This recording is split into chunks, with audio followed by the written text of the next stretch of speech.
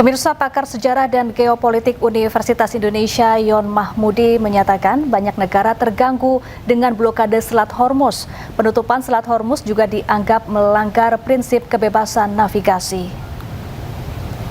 Lihat secara umum ya, keinginan untuk mengakhiri perang ya oleh Amerika Trump itu kan sangat besar. Pada satu sisi Amerika juga ingin mendapatkan apa yang disebut sebagai kemenangan. Jadi keinginan untuk mengakhiri pada satu sisi ingin diklaim memenangkan peperangan. Maka kemudian penutupan Selat Hormuz, blokade Selat Hormuz yang dilakukan oleh Amerika ini kan sebagai strategi, kalau saya melihat strateginya saya kira tidak sekuat ya apa yang sudah dilakukan oleh Iran ketika Iran melakukan blokade. Iran melakukan blokade terlebih dahulu, kemudian diancam oleh Amerika akan dibersihkan, akan dihancurkan. Tetapi kan realitasnya tidak demikian, justru kemudian Amerika melakukan blokade ya sebagai kepentingan atas blokade yang dilakukan oleh Iran. Nah, kebijakan dari Amerika ini kan pernah diledek juga ya oleh salah satu petinggi atau diplomat dari Iran yang mengatakan bahwa ya peperangan Amerika ini seperti perang dalam media sosial saja begitu ya. Kalau blokir kemudian akan membalas dengan blokir. Nah, ini kan menjadi sesuatu yang tidak strategis. Nah, apakah kemudian Amerika serius dengan langkah yang dilakukan dengan cara memblokade itu? Ternyata dampaknya adalah banyak negara-negara yang terganggu atas apa yang dilakukan oleh Amerika, terutama Cina ya, yang merasa tidak setuju atau menentang atas upaya blokade karena sebagian besar kebutuhan minyak itu kan disuplai dari Iran. Nah, itu yang menjadikan bahwa blokade ini sebenarnya tidak efektif, dan keberanian Amerika untuk melanjutkan blokade itu juga dipertanyakan karena kemudian diumumkan dibuka walaupun belum sepenuhnya dilakukan ya pembukaan blokadenya. Tapi yang menarik, Prof, adalah statement dari pemerintah Amerika terkait khususnya soal pemerintah Cina begitu ya, yang sudah bernegosiasi begitu ya untuk tidak mengirim senjata ke Iran. Kalau menurut Anda ini false atau mungkin ada negosiasi di balik layar begitu ya?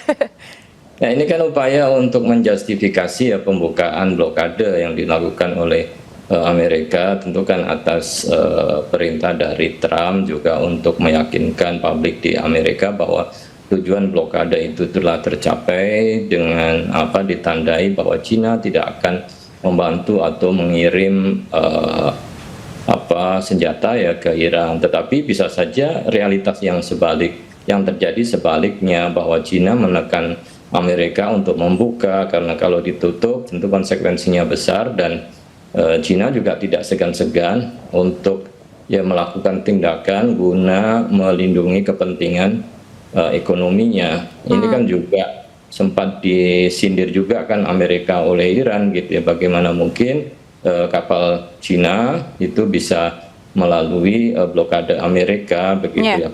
Amerika tidak berani untuk menyetop atau menghentikan kapal Cina agar kembali lagi ke Hormuz. Nah, ini kan juga sesuatu yang memang menjadi tanda tanya besar gitu ya, apakah memang ada kesepakatan dengan Cina antara Cina dengan Amerika, atau sebaliknya Cina memberikan tekanan kepada Amerika untuk segera membuka blokade itu.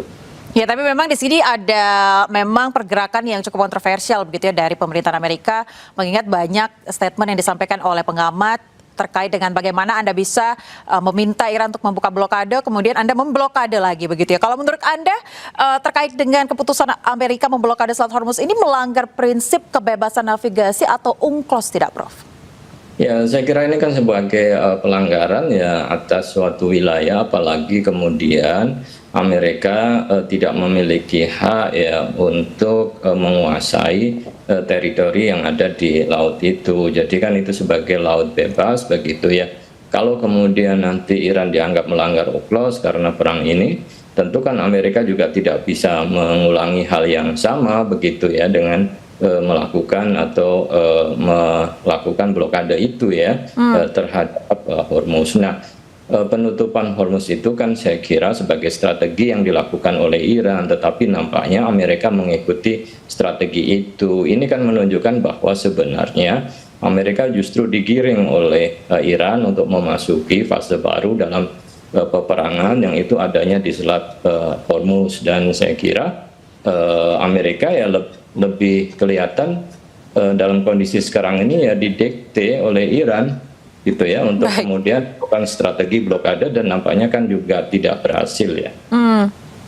Iya, jadi kalau Anda melihat ini lebih seperti Iran memainkan perannya begitu ya daripada Amerika yang sebenarnya punya strategi khusus. Ya betul, seperti itu. Jadi kalau kemudian tujuan Amerika berperang itu kan untuk menghancurkan Iran, bukan untuk membuka blokade Selat Hormuz. Karena Selat Hormuz itu kan terbuka sebelum adanya perang.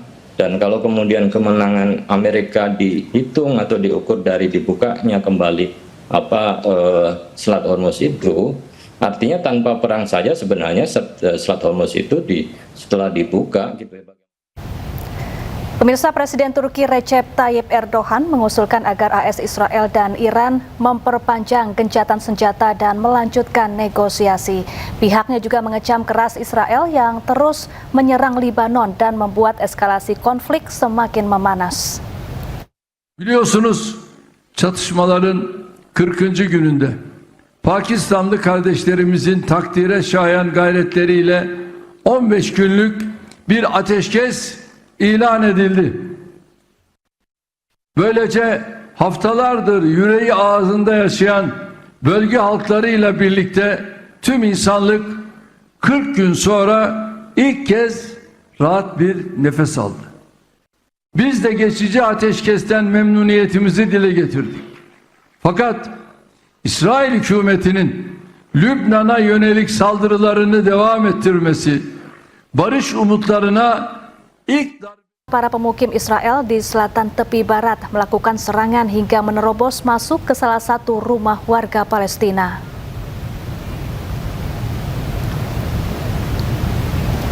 Serangan yang dilakukan pemukim Israel hingga menerobos masuk ke salah satu rumah milik warga Palestina di selatan tepi barat. Selain memasuki area rumah, pemukim Israel juga menyerang ternak di kandang. Para pemukim Israel ini masuk ke wilayah Palestina tanpa izin.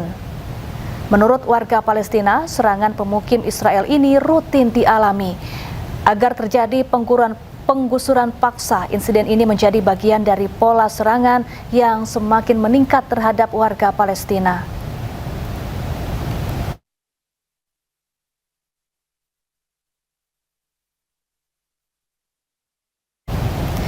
Di tengah konflik yang tak kunjung reda, suara perlawanan kembali menggema dari Gaza. Warga turun ke jalan menentang kebijakan Zionis Israel tentang hukuman mati yang dinilai mengancam nyawa dan keadilan.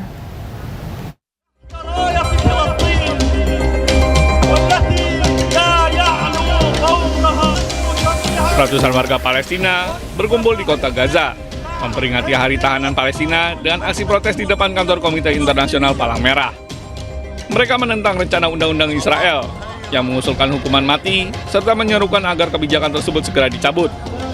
Keluarga korban, aktivis, hingga tenaga medis terlihat membawa foto para pekerja kesehatan yang ditahan, termasuk dokter yang ditangkap di tengah konflik. Spanduk bertuliskan hapus hukuman mati menjadi simbol solidaritas yang mengeba di lokasi aksi. Juru bicara Fatah, Montar Al-Hayek, mendesak komunitas internasional untuk segera bertindak, sekaligus menyerukan persatuan di antara faksi-faksi Palestina. كان قانون الإعدام واضح أنه تم إقراره في الكنيست، ولذلك مطلوب من المجتمع الدولي لحماية أسرانا وإلغاء قانون الإعدام بحق أسرانا، ورسالة إلى حكومة الاحتلال أن تنفيذ حكم الإعدام بحق أسرانا سيكون له تداعيات خطيرة وسلبية ليس فقط في فلسطين بل في منطقة الشرق الأوسط، ورسالة إلى الفصائل الفلسطينية المطلوب أن نتوحد لمواجهة إسرائيل وحكومة الاحتلال التي تهدد وجودنا الفلسطيني وتهدد أسرانا وتهدد القضية الفلسطينية بشكل عام. Aksi ini berlangsung di sejumlah kota di tepi barat, bertepatan dengan peringatan tahunan Hari Tahanan Palestina setiap 17 April. Protes mencuat setelah Israel mengajukan undang-undang hukuman mati bagi pelaku serangan tertentu, langkah yang menuai kecaman dari dunia internasional.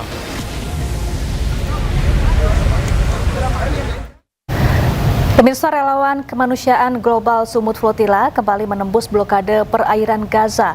Sebanyak 30 kapal bantuan telah berangkat dari Barcelona, Spanyol.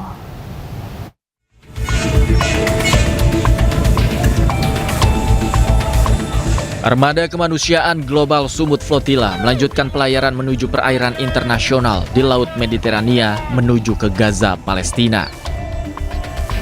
Pelayaran dilakukan setelah sebelumnya kapal sempat bersandar di Barcelona, Spanyol. Total ada 30 armada kemanusiaan yang berupaya menembus blokade menuju Gaza untuk memberikan bantuan kemanusiaan. Sekarang sudah bergerak bareng-bareng insya Allah menuju perairan internasional, lalu menuju perairan Gaza. Doakan kami semua lancar sampai tujuan dan misi ini terus digaungkan sampai Gaza merdeka, sampai Palestina merdeka. Seluruhnya ada lebih dari 100 kapal yang ikut dalam misi kemanusiaan ini. 3 kapal diantaranya dibeli dari hasil kolektif masyarakat Indonesia demi membantu rakyat Gaza, Palestina.